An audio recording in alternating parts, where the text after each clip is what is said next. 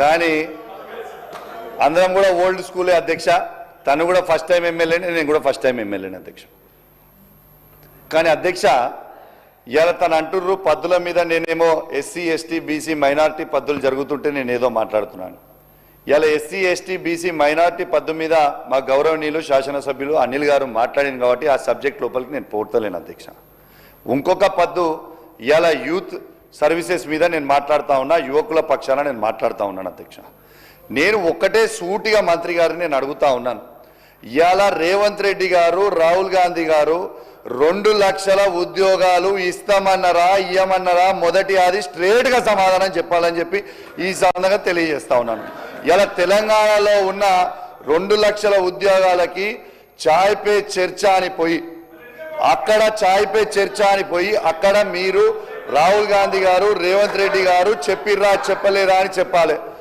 శ్రీధర్ అన్న రాజకీయాలకి మీరే నన్ను తీసుకొచ్చిర్రు, రాజకీయాలకి శ్రీధర్ అన్న మీరే నాకు తీసుకొచ్చిర్రు.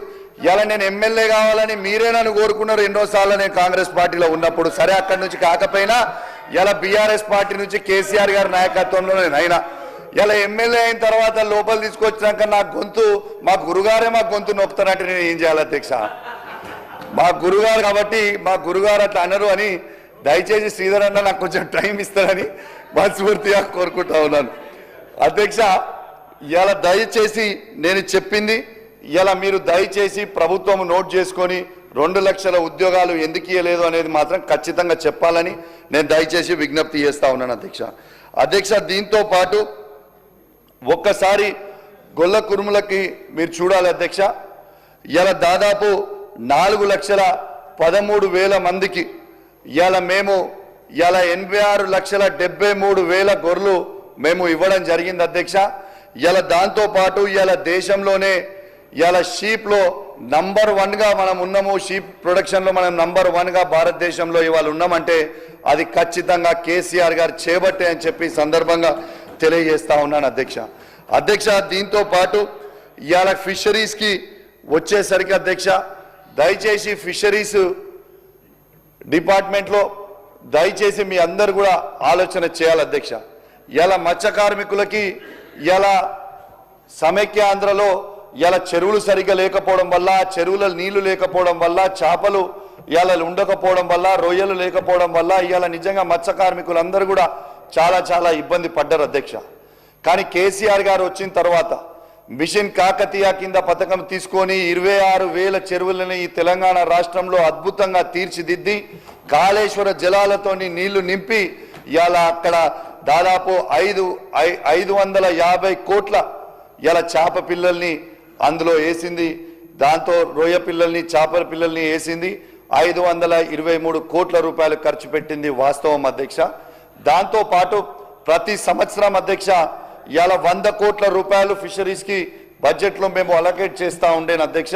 కానీ పోయినసారి కానీ ఇలా కేవలం 20 కోట్ల రూపాయలు మాత్రమే ఆ చేప పిల్లల కోసము అలాట్ చేసిరు అధ్యక్ష. దయచేసి నేను రిక్వెస్ట్ చేస్తా ఉన్నా, మత్స్య కార్మికులు అందరూ కూడా వేచి చూస్తూ ఉన్నారు అధ్యక్ష.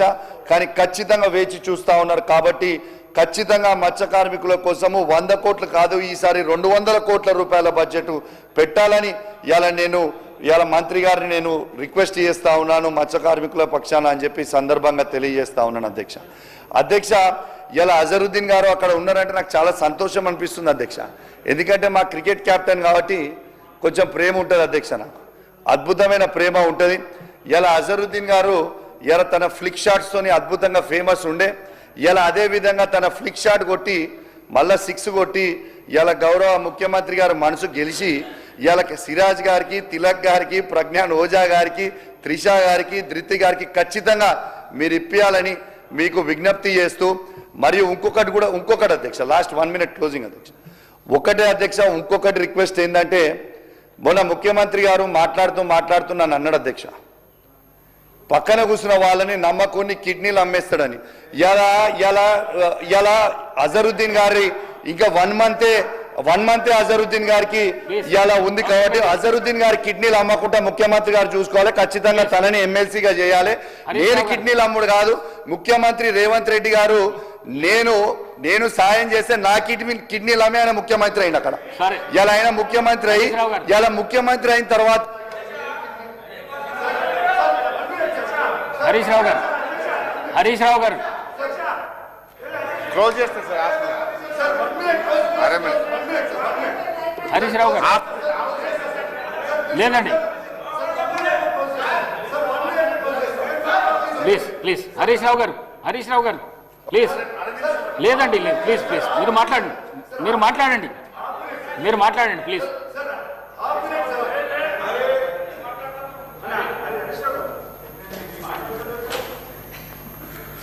సార్ శ్రీధర్ అన్న నీకు అంత అసహనం ఎందుకే?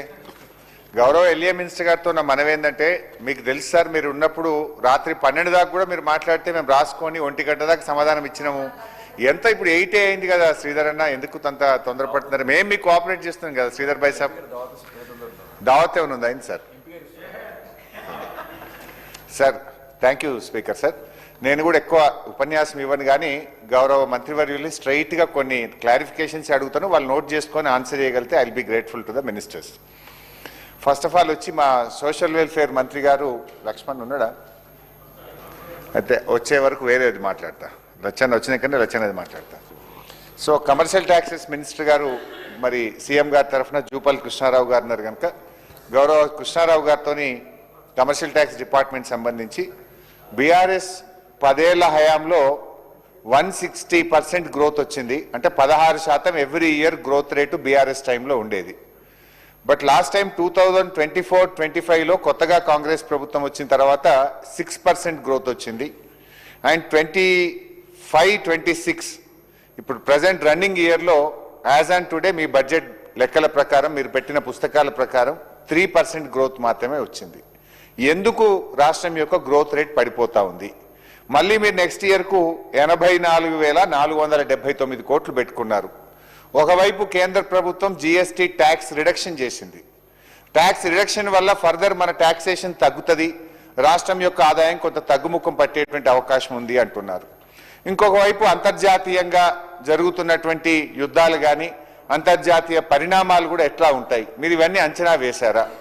మరి గత బీఆర్ఎస్ ప్రభుత్వ హయాంలో 16% గ్రోత్ రేట్ ఉంటే ఈ ప్రభుత్వం వచ్చిన తర్వాత మొదటి సంవత్సరం 6% గ్రోత్ రేటు, రెండవ సంవత్సరం 3% గ్రోత్ రేటుకు తగ్గుముఖం పట్టింది. మళ్ళీ నెక్స్ట్ ఇయర్కు మీరు ఇంకా చాలా ఎక్కువ పెట్టుకున్నారు. ఇది ఎట్లా రీచ్ అవుతారో దయచేసి మంత్రి గారు తన సమాధానంలో చెప్పాలని చెప్పి కోరుతా ఉన్నాం అధ్యక్ష.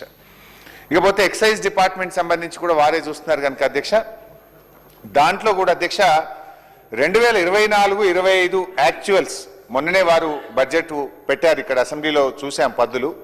24-25 సంవత్సరానికి రాష్ట్ర ప్రభుత్వానికి ఎక్సైజ్ ద్వారా 34,603 కోట్ల రూపాయల లాభం వచ్చింది అధ్యక్ష.